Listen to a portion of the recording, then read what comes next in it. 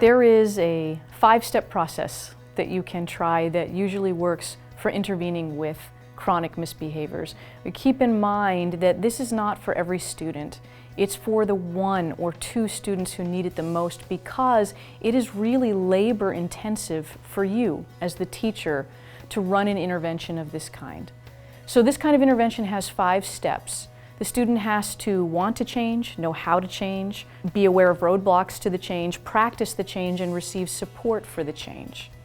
So let's say that I have a student like Johnny, and Johnny's in my 3rd grade class, and he is always the last person done cleaning up after art and getting ready for the story activity that happens after.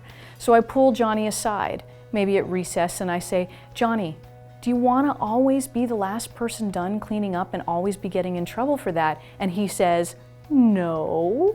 All right, number 1, he wants to change. If he says yes, or "I don't care," then I'll say, "Yeah, I hear you saying you don't care, but let's work together as if you do," and see what happens. So I say, "Johnny, do you know where all the art materials go?" He says, "Yeah." I said, "Well, show me. Just sit here at your desk. I'm going to put the materials in front of you and just point. Where do they go?"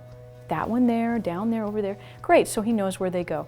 I say, "All right, Johnny, let's practice. Get up and put all the art materials away." He gets up, he puts them away, no problem, super fast. I say, "Johnny, that was fantastic, and that's what I'm looking for every day in school. So what is in the way of you being able to do that in class?" He says, "I don't know." I say, "Okay, well, let's think about it. What kinds of things are happening in class that aren't happening right now?" And he eventually says, "Ricardo distracts me." "Okay, anything else?" "I don't hear you say it's time to clean up." "Okay."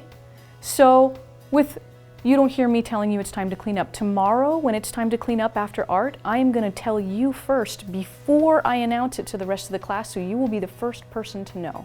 Now with Ricardo, if he tries to distract you tomorrow, what could you do? He says, I don't know. Well, we'll think about it. What could you say to him? Shut up, Ricardo?" "Okay, well, that's a possibility, but we come up with other possibilities. I coach him a little, we role play it. I play Ricardo, he plays himself."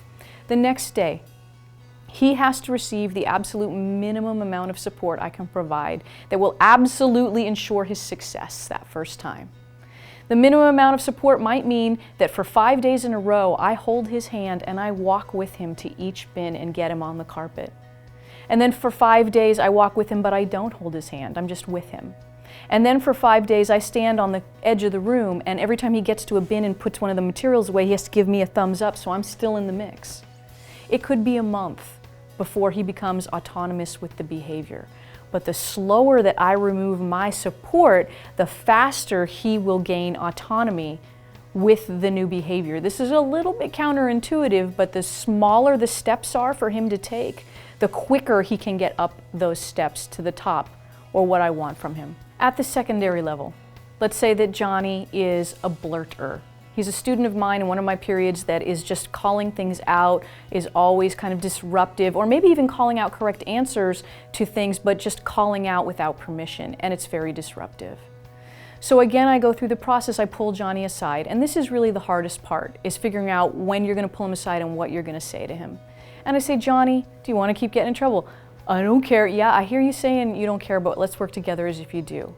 I say, "Johnny, if you tried your hardest not to blurt out at all tomorrow in class, how many times do you think you would blurt out?" He says, "None. If I didn't want to, I wouldn't be doing it." Well, now I know that's unrealistic as his teacher, so we work towards a more realistic number and we come up with the number 3. Now I know as his teacher, if he only calls out 3 times tomorrow in class, that's golden, because this kid yells out a lot. So I say, "Johnny, this is what we're going to do. Tomorrow when you come into class, I'm going to put 3 small Post-it notes on your desk. Every time that you call out inappropriately, I'm going to give you a nonverbal signal. When you get the nonverbal signal, take one of the Post-it notes, pull it off your desk, crumple it up, and put it in your pocket. Let's see if at least one of those Post-it notes can be there by the end of the period." So the next day, Johnny comes into class. I catch him at the door. "Johnny, you remember what we talked about yesterday? Do you see the Post-it notes? Do you remember what the nonverbal signal is? All right, I'm on your side. I know we can do this." 10 minutes into class, all 3 Post-it notes are gone. Now what do? I give him 3 more, because he must succeed the first time that he tries. So by the end of the period, Johnny has blurted out 17 times. I pull him aside. Johnny, great job today. 17 blurts, now we know exactly where we're starting. Tomorrow, I'm gonna put 16 Post-it notes on your desk. Let's see if at least one of those can be there by the end of the period.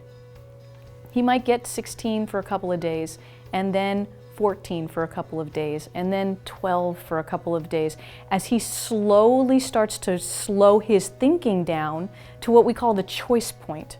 Because right now, when he's blurting out, this is kind of an unconscious knee-jerk reaction. It's just his way of being. And if I want him to stop being that way, I've got to provide an intervention that allows him to notice, and that's what the Post-it notes are doing, allows him to notice how often he's doing it and when he's doing it.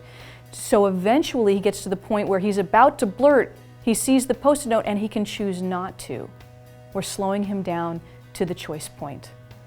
That's how you break the cycle of misbehavior with a chronic misbehavior.